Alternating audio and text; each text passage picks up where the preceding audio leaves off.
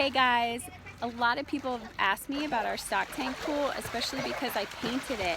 And so I figured that I should just make a little video. I know that a lot of people have already made stock tank pool videos, which we used a lot. I spent a lot of time researching and watching those videos before we did our stock tank pool. So I don't really want to like reinvent the wheel here. So go ahead and watch those videos about how to actually attach the filter and pump and everything like that. But what I want to tell you is about how much I spent altogether, and then also how I painted it. So you're going to need all the stock tank supplies, like the regular stuff, the tank and the pump and whatever you're going to put inside the pump. We got a sand filter pump, but I actually, instead of buying the sand, I bought like these blue ball things. I can't even remember what they're called, but anyway, yeah, and then I bought the hole drill, so that we could drill the hole into the side of the tank. And thankfully, because the sides of our tank were flat, we didn't need any kind of sealer or anything like that, because it just went right on to the side of the pool there, to the tank. And so those are kind of the regular things that you need just to do your stock tank pool. You can find, like I said, videos on how to do that elsewhere on Facebook or on YouTube. But what I did after that was I came home. Once we had the stock tank, I came and I cleaned the whole thing with vinegar. And so I just got a microfiber cloth and a whole bunch of vinegar, kind of dumped vinegar on the bottom of the pool, and then I just scrubbed it all over the outside and the inside, all through the crevices, everywhere. After I did that, I rinsed it with water, dried it really well, and then I cleaned it with baking soda and water. And then I rinsed it again, dried it really well, and let it dry overnight. After I did that and made sure that it was super dry, we live, there's like no trees, and so we live in a hot place and there's no trees, so it was really hot and really dry by the next day. And so then I primed it with something called, I think it's Zissner, Z-I-S-S-N-E-R, I believe, Bullseye 321 primer. And so I actually did 2 coats of the primer. You want to make sure that you get the primer all over, make sure that it's completely dry before you do that. And then after I did that and made sure that it was all dry, that's when the pool painting started. So I spent a lot of time talking to different pool paint companies and paint companies, and you know, like Sherwin-Williams and Benjamin Moore and everything. And I even talked to like a marine paint company. And the big problem with painting your stock tank is that you're trying to paint galvanized metal, which is a really difficult surface to paint, especially when it's brand new. And you want your top coat to be able to withstand the pool chemicals, right? Because we have chlorine in this pool in order to, you know, withstand all those kids. Who knows what kind of gross stuff is in there all the time. You know, and the water's being filtered all the time, and so it's just a lot of movement of the water and a lot of chemicals and the UV.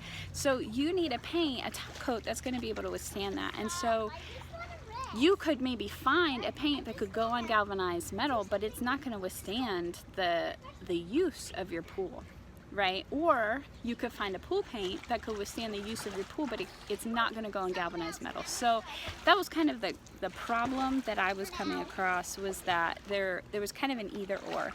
So I finally found one particular paint company where the woman suggested that I use that particular primer, the Zissner 321, the Bullseye, and then once that was completely dry, to put their acrylic pool paint on. So it's called Ramic DS acrylic pool paint.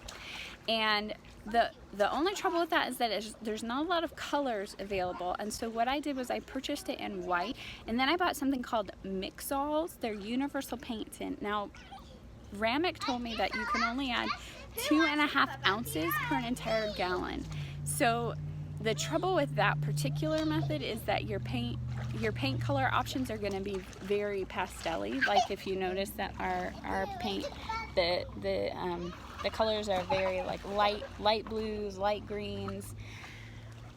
So I felt like I had to change my paint plan a little bit because of that. But I mean, the colors still came out really nice, but it ended up being 3 milliliters per 5-ounce container. So I bought these little 5-ounce containers from Dick Blick and measured the white in that, and then I measured 3 milliliters in a little graduated cylinder of the mix-all, and then added that and then mixed it, and then that's what I used to paint with. But I'm really excited about how it turned out. I would say all together I probably spent about $200 on paint supplies. Obviously vinegar's super cheap, baking soda's super cheap, so it was really the primer, which I got 1 gallon, and then the paint, which the Ramic DS pool paint was about $100 for a gallon. I used about half a gallon. Now the mix-alls cost about $65. I got a pack of 12. Do be aware that there's a couple of colors that you aren't supposed to use outside because they're just not going to hold up to the UV, and I would just keep in mind that like paint companies know what they're saying when they say that, so don't waste your time and your money and your effort painting with a color that's not going to last in the UV. So I made sure to pick of those 12 that I purchased in the pack, I chose to only paint with the ones that would hold up in the UV, especially because like I said, we're out here and there's no shade or anything like that. So yeah, that was the process. I'm gonna see if I can turn it around so you can kind of see inside the pool. I don't know if it will work. So this is the side, some of the side. I just kind of did cactus and flowers and a butterfly and things like that on the outside. And then on the inside, I don't know if you can really see it. There's jellyfish and children and turtles. It's hard to see when they're you are children. And there's a little shark over there, and a boy in front of it. So anyway, they really enjoyed it, and I love that painting it makes it not only feel really nice on your feet because you're not stepping on the metal, but the sides also don't get hot. It keeps it really nice and cool, and the bottom of it feels really nice. So I would absolutely recommend that you take the time and the effort to paint your pool. Make sure you leave about a week because you're going to want to wait after you paint with the primer for a couple of days. You'll want to let that dry, and then after you paint with the pool paint, you're going to need to let that dry for a couple of days as well. So best of luck to you.